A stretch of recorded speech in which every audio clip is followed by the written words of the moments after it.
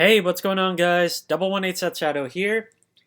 Sadly, I won't be able to go as in depth as I usually do, but for today's Market Watch, I am spread really thin amongst a bunch of things that just decided to happen. So, I'll just be going over a few things for recap on last week's episode of Lianorn versus Prison, as well as stuff that's being played in Messiah out in Japan right now, and then a brief discussion on Brandgate and Dark States, because they are seeing some pretty big buyouts again, as they have before. But let's get straight into it. First is Lianorn. Two cards to cover on this front. The first is Resonance Dragon from set 7. Basically, this card restands one of your rear guards if you boost it at least 5 times during the turn and after its attack. And you can see the price increased all the way to $16. There are several listings that are at least 20, I believe, as well, but I'm telling you right now, don't buy into it. This card should go back down in price as players realize that you don't play Resonance Dragon in the newer variant of Lianorn. The way the newer Lianorn works is that instead of standing 2 of your back row units, it allows you to stand any 2 of your units. So basically, you'll be able to perform 5 attacks so long as you boost with 3 units, and that's it. So you no longer need Resonance Dragon to stand one of your front row units. Now I will say that there is a hefty combo which requires a lot of soul and you need specific cards, but you can perform 6 attacks with the new Lianorn as long as you use Resonance Dragon along with it. But again, it's a heavy cost and pretty card reliant, so it's not going to be that consistent. If you're going for that, well, honestly, this card should see a drop, but this is a set 7 card, so I imagine players might try to hold on to it. But if you do have copies of this, I'd suggest just putting them on the market, because it's not going to be a very strong deck, even with the new mask. Performing Petal Diantha, a generic card that you would use in most Stoichia decks. This has been seeing another price spike thanks to Lianorn, where we're now at $30 minimum for the Triple R and then $80 minimum for the FFR. If you have copies of this, look to put them on the market if you don't need them, but it is a generic card, so if you do need them, I would suggest just holding on to them overall. Moving on to Messiah. Want to cover a few items that we are seeing being played in Japan right now. The thing about Chronojet and Messiah is that they have support cards that will enable them to get the grade 3 required for their second stride, particularly like Destiny Dealer and Steam Breath Dragon. And then of course Chronojet also has Smoke Gear Dragon, which allows you to get any grade 3. So the thing is, you don't need to play a full 3 of the grade 3 inside of the deck. So usually those slots get taken up by tech options, such as Flattened Sulfury for Messiah. This card retires a front row unit at Counterblast 1. Its second effect doesn't work because it requires a base, but it would get 5k additional if you had a base in your order zone. But essentially, you just use this to retire something on your opponent's board, and with Messiah's skill on top of that, you can retire 2 of your opponent's units in 1 turn. One of them will be bound, by the way, so if you're up against Eva, you can lock down Obscudid and then just bind it. But Sulfury's FR has increased to 17 minimum.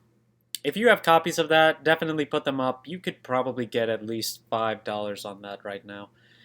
Taser Log is another support card to use. This one is if your opponent calls a card to rearguard outside of calling from hand, rest the unit. So the initial idea of this card was that it's prison support. If your opponent calls something out of the prison, you can forcibly rest it with this card. But then this card will also work against combos like Flagberg pulling stuff out of the drop with orders, so they won't be able to perform 5 attacks more easily. In fact, they may not even be able to do it at all. But be careful if you're intending to use this against Fate Rider, because against Fate Rider, if your opponent has 2 Counterblast, they'll spin this card with Chronojet first before using Fate Rider's skill. So this basically makes it so that your opponent cannot Fate Rider if they only have 1 Counterblast. Just keep that in mind, but it'll work against other decks like Youthberg. It'll work against Kyrie too. It'll work against anything that... Or no, it won't work against Kyrie, because Kyrie calls from hand. My mistake. But in any case, the holo has increased in price on this one. So, $2, $3 it's looking like, which is pretty fair. And the rare is still plenty available with a lot of listings, but if you need this for Messiah, I'd suggest picking up at least a pair of them. Go ahead, Mikani. We've talked about this before, so no need to reiterate the skills. But listings have increased for the Triple R, but price has gotten to the point of 15. It has the potential to climb even higher, as it is still generic Dark States and Brandgate Soul Charging, so definitely be careful about that one. The FFR is also kind of low on listings and starting at 60. There will probably be a buyout for this one at some point. We'll just have to see when that happens. This one has no relation to Messiah, but Rough Trample Monster Mega Grago, the holo foil has run out of quantity and is now $16 to start with. So if you have copies of this, you could probably get $3 to $5 pretty easily. Then our final topic is staples. Starting with Brandgate, I've got Connector in front of me with out of stock on both the special reprint and the SP. And then you've got the rare with 8 listings starting at $10. Rouse Wildmaster Riley is in the same boat where nothing's out of stock yet, but I mean it's been out of stock for a while beforehand. The SP is starting at close to $200, while the rare is currently available for $10 upward. Patrol Robo Decker Cop, the effect crit that comes out of set 3, SP is gone. It's just gone. And then the rare is still plenty available. There aren't as many special reprint listings, but there are plenty of listings from the set 3 rare. And you can pick this up for close to $6. But if you want the SP, you're out of luck. And finally, Stem Deviate Dragon is looking at $6 to start with from the original rare. The special reprint is higher value at this point, looking at about $7.50 to start.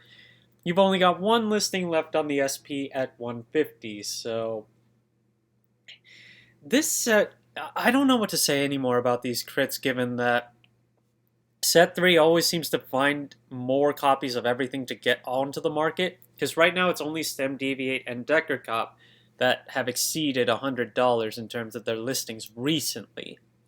So you could potentially wait for more set 3 to get cracked open, but if it doesn't, I'm pretty sure it will, but these are SPs, so it's harder to find these in circulation even with more box crack opens.